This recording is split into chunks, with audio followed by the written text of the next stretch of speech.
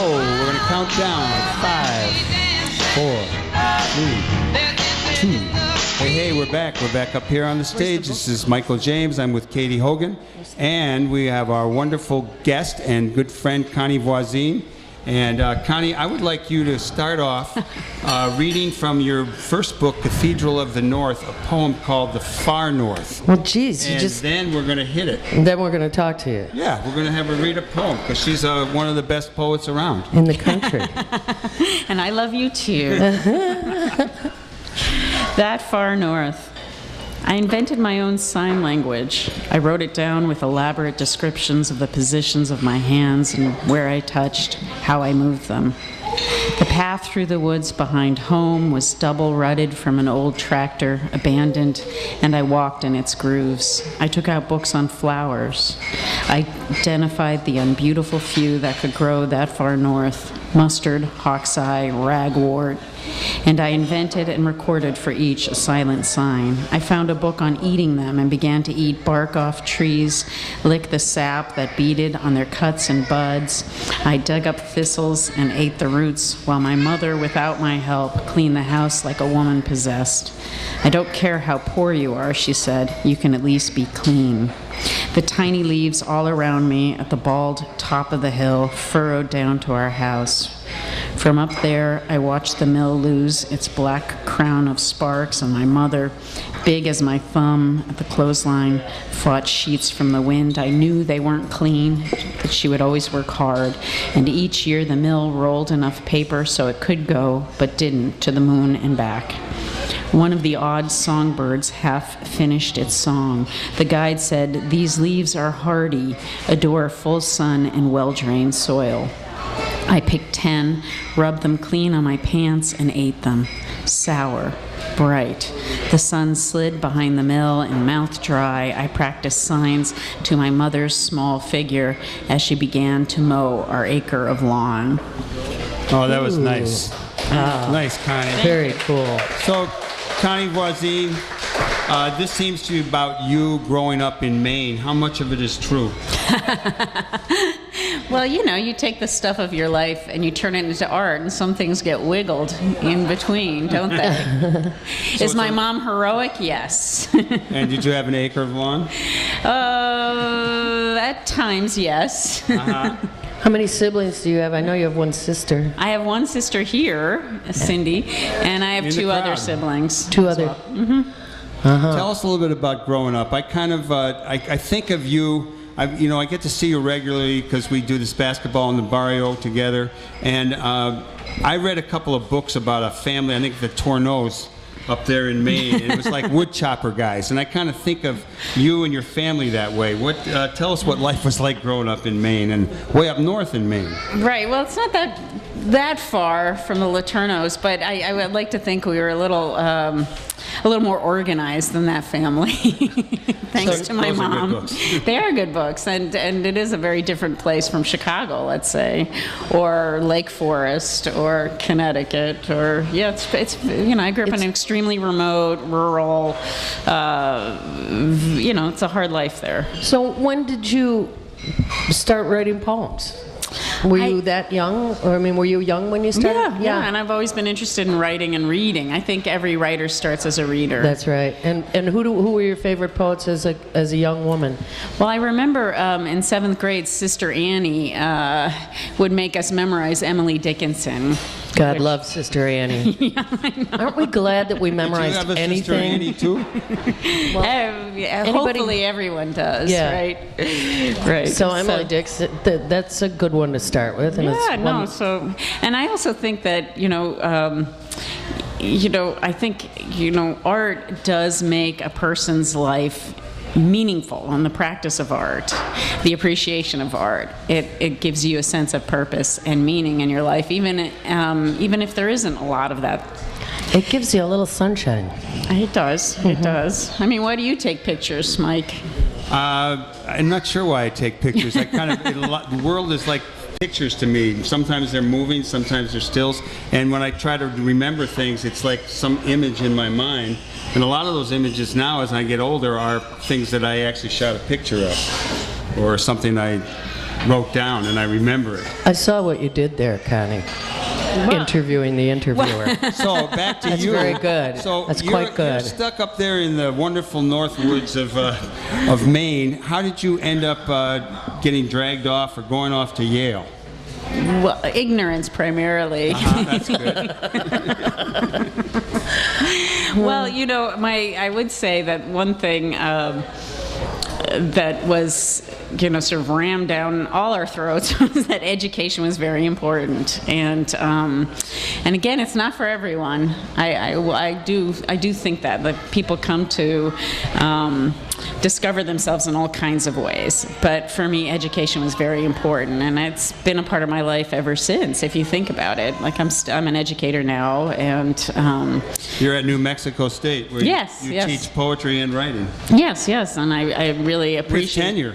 With tenure. Right on. Right on.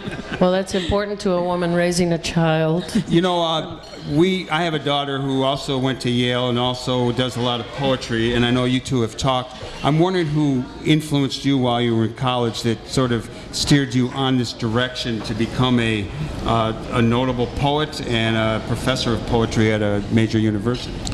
Well, you know, I was a little crusty and independent at Yale. I moved off campus, and I worked in a restaurant, and I found other communities beyond that university community, and that was very important for me as a working class person in such an environment. So I think part of what was important for me as an artist was to sort of pick and choose, since I felt like I didn't fit in various ways, to sort of, in some ways, create by picking and choosing from various things I've read, people I met, experiences. I can't say that any one person shaped me. Like one of my favorite professors was this man named Charles Musser, who's very important in restoring early silent film in America. Like, and we're talking the short films that used to be shown at like fairs and stuff like that at the beginning that were non-narrative. And he was just a kind, generous, thoughtful person. So I could say those early silent films were really informative to me, but also that relationship with a scholar. So I can't quite say that here's this poet who sort of led me along the way, but I can say there's Charles Musser. And I love that. I love what you just said. A guy who was restoring silent films inspired you, was one of the remembered inspiration points in your life, and despite the fact that what you did with it is write poetry, for example. I like the liberal artsness of that. But at the time, you and I were probably in college at about the same time. It was... She's younger. She's younger. Okay. 80s. Oh, way younger. Way younger, Kate. Never mind. For those of you listening to the radio. Sorry. But you can see this in a couple of days on youtube.com/Heartland Media. I think everybody is my age. I don't know why. And my height. I think everyone's my height. But writers in general, who do you go to? What do you pick off the shelves or in the bookstore that... Who do you like these days? That is a sure thing the for great you. writer Rus Bradburd, who you are married to. That's my favorite writer. And well, right now I'm very interested in Eastern European poets because I feel like in the 20th century, at least, they went through a lot if you think about it, right? Interesting. And that this art survived for them through censorship and life or death kind of censorship, and so that those writers have been really important to me over the past few years. That's the way I felt about South American and Central American writers back in my day before. Yeah. But also, there are great writers everywhere. There are, and there's a very lively scene in Chicago here. I've been discovering. That's what we were going to ask you next, because now you guys live here in Chicago during the summers, and then you go back to Las Cruces. But you've gotten involved in the poetry scene in Chicago, and you probably know a lot more about it than either Katie or I. Yeah. How about sharing a little bit about who's reading, where, what's happening, the scene? the scene. And what makes it a scene at this I'm point? I'm still learning the scene, and I think it's a big enough city that there's always more and more to discover. Always. Like the Better Boys Foundation was very exciting to me because of the work they're doing with film, right? That there's Maybe I can get a ride with you and Russ over there I to the know, it film just festival. Sounds Again. really great, and you know, you're constantly discovering these little arts projects here and there, and I think that is what keeps, again, communities alive. I think, you know, I know with all the school cuts that Joe was talking about, that this is a really tense time as far as education, public education in this city, and arts is already been axed. You know that. It's like, yeah, it's just gone. And but if there's one thing they can give, as, you know, someone who's taught in public schools and done outreach, it is one thing that for some kids it's going to save their lives. Yeah, right? absolutely. And It's so, just like you picked out one professor. That's all it takes, Yeah, really. really, All it yeah. takes is connection with one adult mentor, or not even totally adult yet, for our kids in this city, and a touchstone for them to be able to Okay, come more back on to. the poetry scene. Okay. well, you know, the other night, a former student of mine invited me to. They have these salon-style readings now. So there's a couple of series started in Chicago where people invite poets over to their house. They give a reading. They can't really pay you, but they make you dinner and give you as much PBR as you want. I guess I don't know. It seems to be, but it was lovely PBR, to see. the You know, beer of like poets. I was sitting down talking to people, and then when I stood up to read, I just saw, you know, this apartment was packed full of people. It's the series is called The Swell, and it's on Facebook, and that was really exciting. And then I found out there's another one in my neighborhood, just a couple blocks away, called The Dollhouse on Leland, and it's these students of poetry. They're mostly in their 20s who are keeping it alive through this sort of salon-style Gertrude Stein kind of. I'll just, you know, I'll make it happen for myself, which is a wonderful attitude. That's Do you very cool. write regularly? Do you write every day? I know, you know, you have a family now, and you're teaching, and you're moving back and forth, and you're doing the basketball in the barrio. When do you find time to write, and how do you Right. go about doing it? Well, you know, everyone's different. I can't write every day because I feel like and then it becomes a job, right? But you do have to make space for it regularly in your life. And I think it's sort of finding out under what conditions you work best, you know, for everyone, right? Like, are you the kind of person who needs a set time every day? Are you someone who just will write late at night? You know, you just got to figure it out. For me, ideally, it would be 2 hours every other day. That's it. And do you do it on a computer? Do you do it longhand? How do you make your notes? However I can. How about that? I wonder if you and Russ compete for the computer. We each have our own, thank God.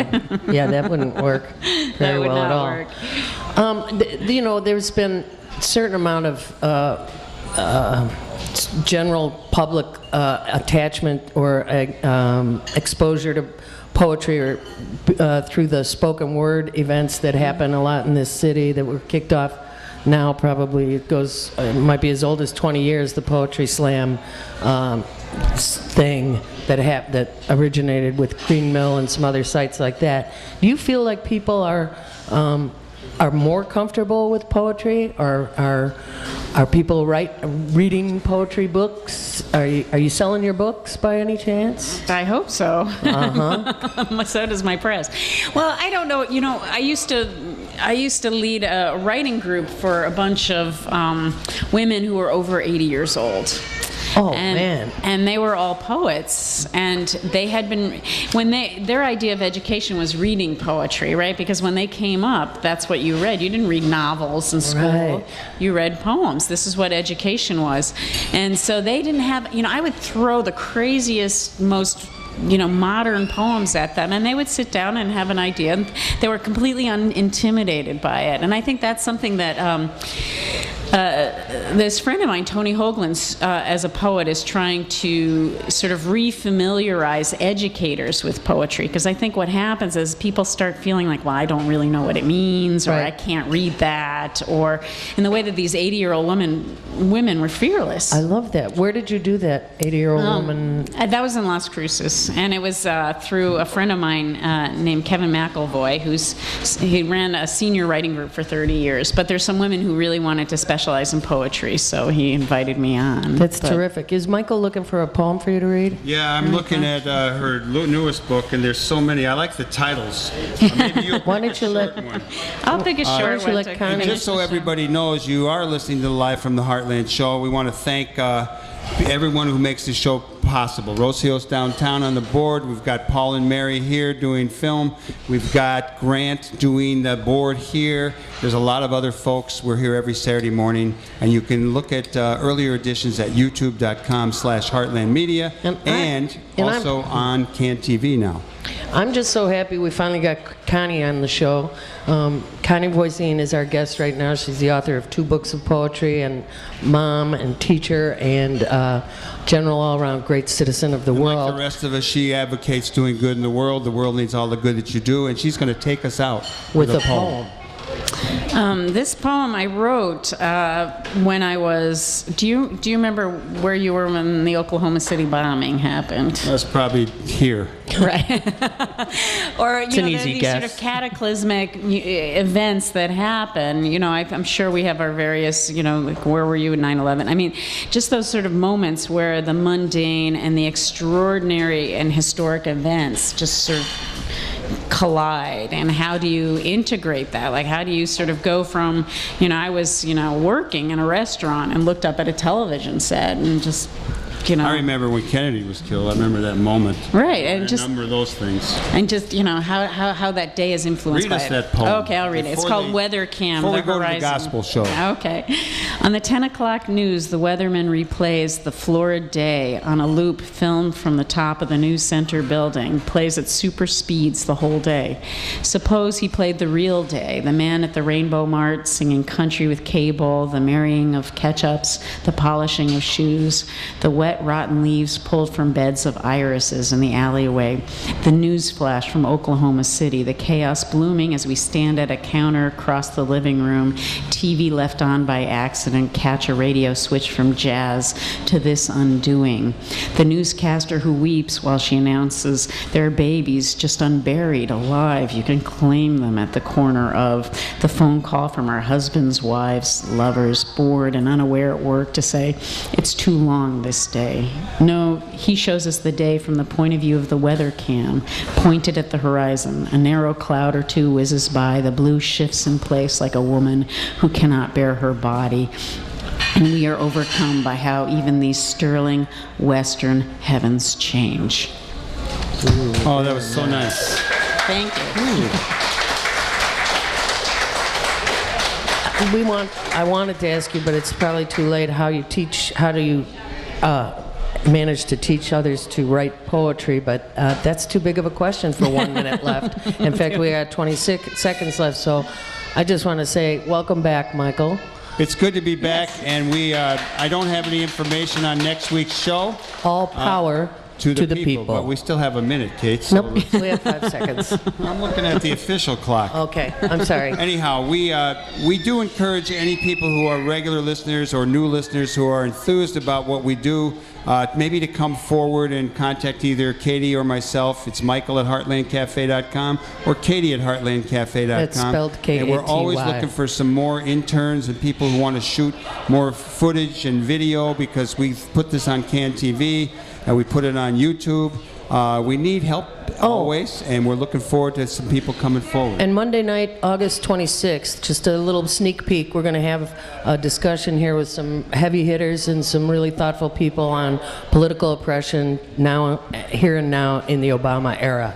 We're going to have Dennis Cunningham, Michael Deutsch, and Flint actually Taylor. Dennis will be on the show the 2 days before that. Right. Okay, you guys have a great weekend. Thanks for tuning in. Do good in the world. The world does need all the good that you do. Thank you so much. You're listening to 88.7 WLUW, Chicago Sound Alliance, broadcasting from the campus of Loyola University. How are you doing? Your daughter. She's going to start writing again now. Writer and email. WLUW.